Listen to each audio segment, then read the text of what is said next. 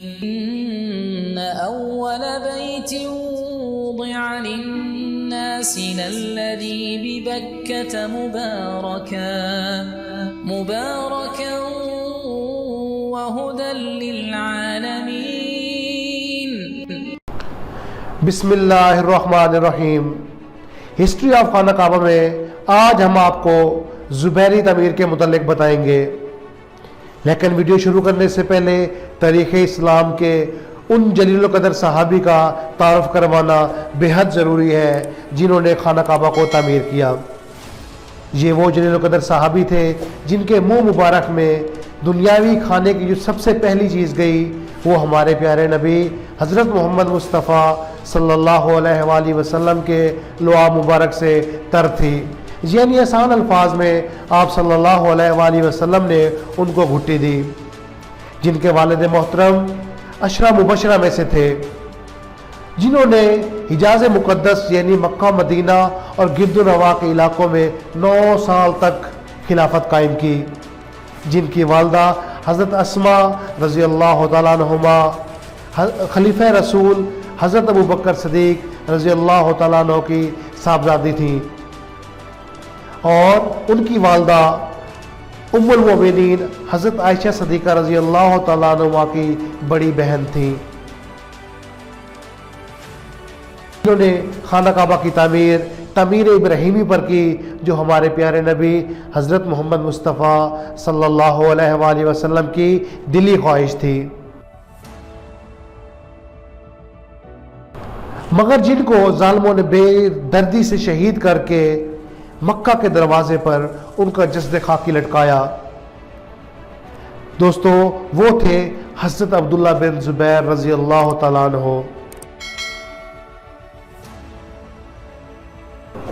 دوستو، میں ہوں آپ کا میزبان محمد یعقوب ثاقب. ٹریول ود یعقوب کی خصوصی سیریز ہسٹری آف خانہ کعبہ میں ہم آپ کو یہی سب بتائیں گے. زبیری تعمیر کی ویڈیو شروع کرنے سے پہلے ام المومنین حضرت عائشہ صدیقہ کی ایک روایت آپ کو سنا دیتے ہیں، تاکہ زبیری تعمیر کے متعلق جو وجوہات تھیں وہ آپ پر واضح ہو جائیں. ام المومنین حضرت عائشہ صدیقہ رضی اللہ تعالیٰ عنہ فرماتی ہیں کہ حضور اکرم صلی اللہ علیہ وآلہ وسلم نے ایک دفعہ کعبہ سے متصل یعنی حتیب بنیاد ابراہیمی کے پتھر مجھے دکھائے اور فرمایا، لوگ اگر نئے مسلمان نہ ہوئے ہوتے اور ان کے بھڑکنے کا اندیشہ نہ ہوتا تو میں خانہ کعبہ کو تعمیر ابراہیمی پر دوبارہ تعمیر کرواتا.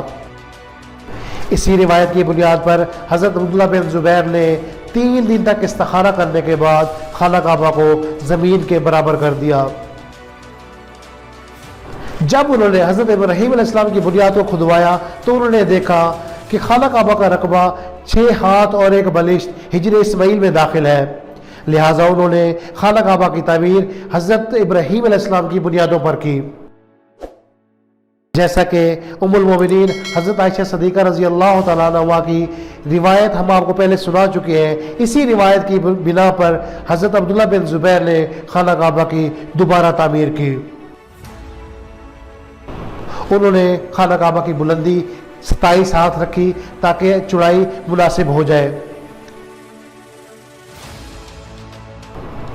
انہوں نے خانہ کعبہ کے 2 دروازے بنائے، ایک دروازہ داخل ہونے کے لیے اور ایک دروازہ باہر جانے کے لیے. یہ دونوں دروازے زمین کی سطح کے برابر رکھے. ہر دروازے کی لمبائی 11 ہاتھ اور ہر دروازے میں 2 کمار رکھے گئے. آپ نے خانہ کعبہ کے 4 ستون بنائے. آپ کے زمانے میں 4 ستونوں کو چوما جاتا تھا، حتیٰ کہ حجاج بن یوسف نے سن 73 ہجری میں آپ کو شہید کر دیا. آپ نے رکن شامی والی سائڈ سے ایک زینہ چھت پر جانے کے لیے بنوایا اور اس زینے کو سونے کے کام سے مزین کیا. ایک پرنالہ بھی بنوایا جو ہجر میں گرتا تھا. ناظرین، حضرت عبداللہ بن زبیر نے یہ تعمیر چونے سے کی جو یمن سے منگوایا گیا تھا، لیکن کچھ مورخین نے یہ بھی لکھا ہے کہ حضرت عبداللہ بن زبیر نے خانہ کعبہ کی یہ تعمیر پگھلے ہوئے رنگ سے کروائی جس میں درس ملی ہوئی تھی. یہ درس ایک خاص قسم کی زرد گھاس ہے جو کپڑے رنگنے کے کام آتی ہے اور یہ یمن میں پیدا ہوتی ہے۔ خانہ کعبہ کی تعمیر سے فارغ ہونے کے بعد حضرت عبداللہ بن زبیر نے خانہ کعبہ کے اندر مشک بھروا دیا، خانہ کعبہ کی باہر کی دیواروں کو مشک سے لپوایا اور دیبا کا ایک کپڑے سے غلاف پہنایا۔ کچھ مورخین نے یہ بھی لکھا ہے کہ حضرت عبداللہ بن زبیر نے کتان مصلی کا غلاف ڈالا۔ حضرت عبداللہ بن زبیر نے یہ تعمیر 27 رجب المرجب سن 64 ہجری میں مکمل کی۔ یہ دن حضرت عبداللہ بن زبیر کے لیے بہت خوشی کا دن تھا۔